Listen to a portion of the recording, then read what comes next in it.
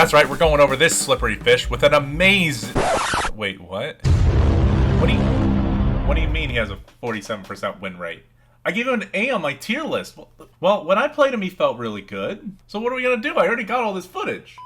That's right, numbers don't mean everything. We're just about having some off-meta fun, am I right? Alright, but first off, I'm gonna say this, and I know he can be pretty simple to play, but I am bad at Fizz, and I had no issue making any sort of impact in my games that I played in. Honestly, I think he's pretty good. If you take this fish to the bot lane, you have one goal: rip and tear. You just want to try and deal as much damage as possible and try and set up your ADC for a kill, because you're not always going to be dealing enough damage in the early game to really just burst someone down. I've been very much on my level 1 train lately, and Fizz is definitely not a level 1 champion. He's not even really a good level 2 champion. He's more like a level 3 champion before you're even able to do anything meaningful. But once you do get to that point, you have your WQ on the enemy, and then you can just use your E to get out without taking any sort of damage from them. It's just a really easy trade pattern to learn. You're in range for Q, WQ, E out. That's all there is. It doesn't even matter if they're under tower. Now, in my games, I ended up maxing out my E first just for the lower cooldown on the Playful Trickster, because most of the time it's not dealing a lot of damage. It's more used as an escape tool. But if you do want to stay in, it does deal a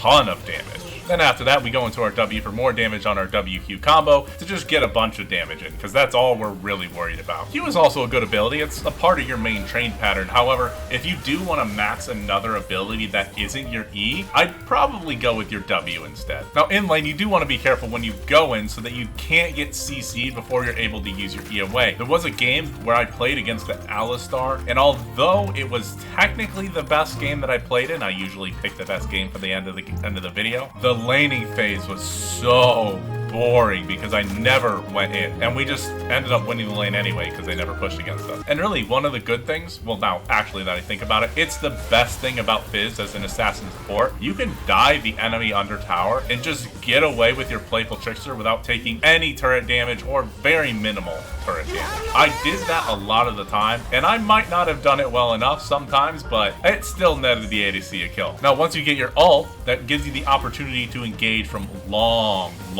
distances away. And I do want to say this, because if you haven't played Fizz for a long time, or you just don't play him that often, this is really overlooked. The farther away you're able to hit with your ult, the better it is. It will deal more damage, has a larger slow, a larger radius, and more knockback. So if you're able to get that long range engage, that's what you want to do. But back to what I was saying before, this gives you a long range engage with a lot of damage, and it's really how you want to do all your engages moving forward after you get your ult. Not needed, but it's still amazing. And really, you can just assume what you're going to want to do for the rest of the game. You're just want to play as an assassin. You go in first if you feel like you can E away and keep yourself safe while your team closes in, or you can engage with your ult, then wait for your team to go in, and then follow up after that. It's just a really good indicator to inform your team, attack here. Now do it. Go, go, go! Alright, now let's take a look at how we build Fizz. I put the support item in Zax for more damage, and we already have our E for defense already, so you don't need those other ones. Lich Bane, because all your abilities count as an auto attack, so it just really works well. Sorcerer Shields for more penetrating power, Zonius for some defense and the stasis, Crit Bloom for even more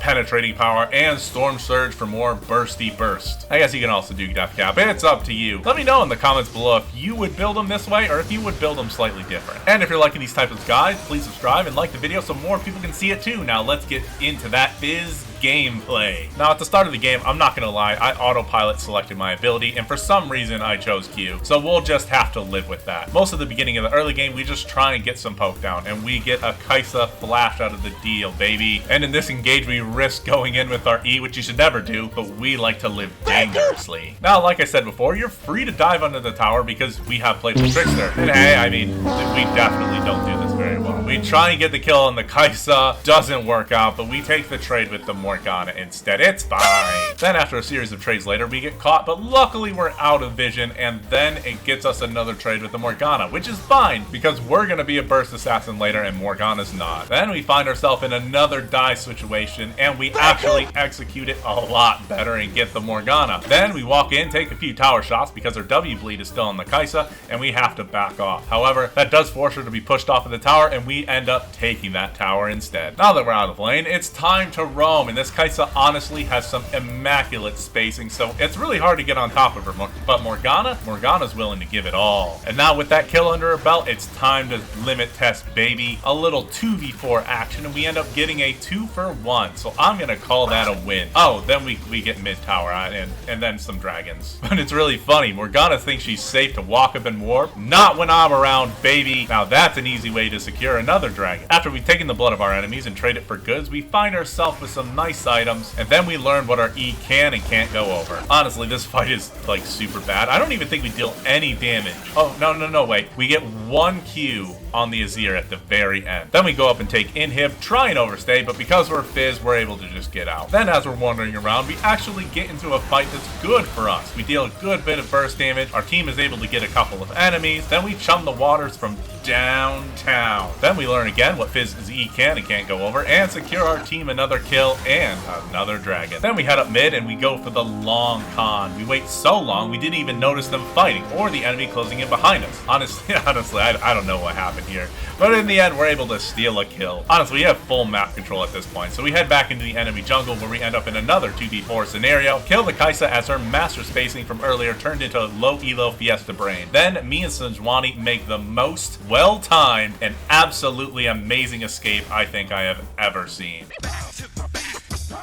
We head back, see some enemies bot, then we just take Baron because they're not going to be anywhere near us, and we get ready for our final push. We show up a bit late for the last fight, but not late enough where we're not able to secure ourselves a double steal to end this game in a victory. And that's it, we did it, we won the game. If you enjoy this, feel free to check out the video where we lock down the enemy because we're the Popo of the Rift. Talk to you later!